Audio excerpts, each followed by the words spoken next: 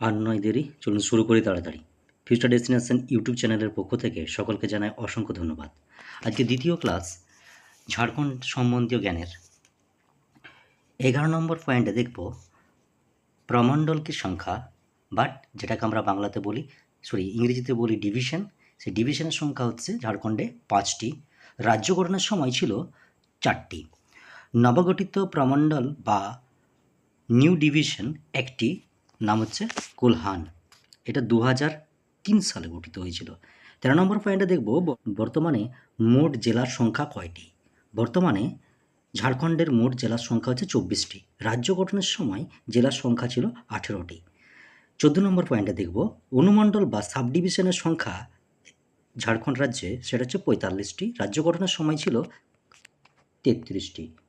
15 নম্বরে দেখব বর্তমানে প্রখণ্ডের বা ব্লক সংখ্যা হচ্ছে 15 নম্বরে বর্তমান প্রখণ্ডের বা ব্লক সংখ্যা হচ্ছে 264টি। রাজ্য গঠনের সময় ছিল 210টি।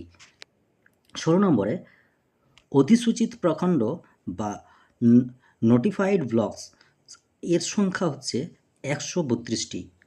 17 নম্বরে ঝাড়খণ্ডের মোট গ্রামের সংখ্যা 32,620টি।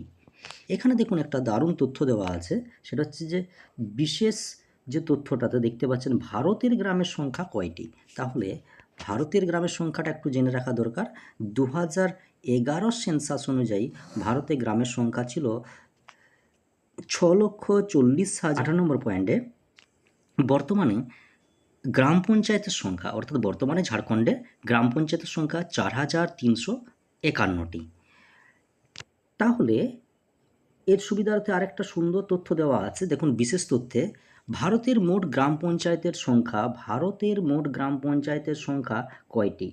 ভারতের মোট গ্রাম পঞ্চায়েতের সংখ্যা হচ্ছে 2,55,214টি।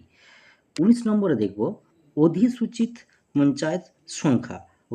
পঞ্চায়েত কি সংখ্যা 2,774। এটা হচ্ছে বর্তমানে, অনেক বই লেখা থাকবে যে 71 বা 70, ঠিক আছে, বর্তমানে হচ্ছে 2074। 20 নম্বরে দেখব জেলা পরিষদের সংখ্যা 24টি।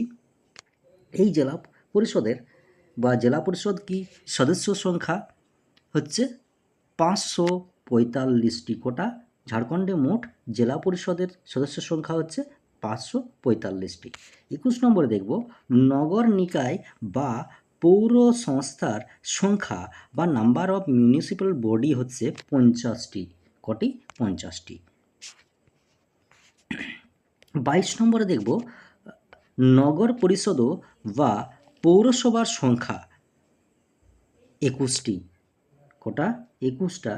এটা হয়তো সম্ভবত 20টা হয়ে গেছে, ঠিক আছে। বর্তমান আরেকটা তথ্য আছে, সেটা দেখুন যে নগর পঞ্চায়েত কি সংখ্যা, এটাও কিন্তু সম্ভবত 20টা। 24 নম্বরে দেখব 24 নম্বরে অধিসূচিত ক্ষেত্র সমিতির সংখ্যা। অধিসূচিত ক্ষেত্র সমিতিকার সংখ্যা হচ্ছে একটা, যেটা হচ্ছে জামশেদপুরে অবস্থিত। আর 25-এ লাস্ট যে প্রশ্নটা দেখব সেটা হচ্ছে ছাউনি বোর্ডের সংখ্যা কয়টি, সেটা হচ্ছে একটি, রামগড় ছাউনি বোর্ড। ঠিক আছে, ভিডিওটি ভালো লাগলে প্রত্যেকে লাইক, শেয়ার এবং অবশ্যই একটি ছোট্ট কমেন্টে লাভ চিহ্ন দিয়ে যাবেন। আর অবশ্যই ভুলবেন না সাবস্ক্রাইব করতে।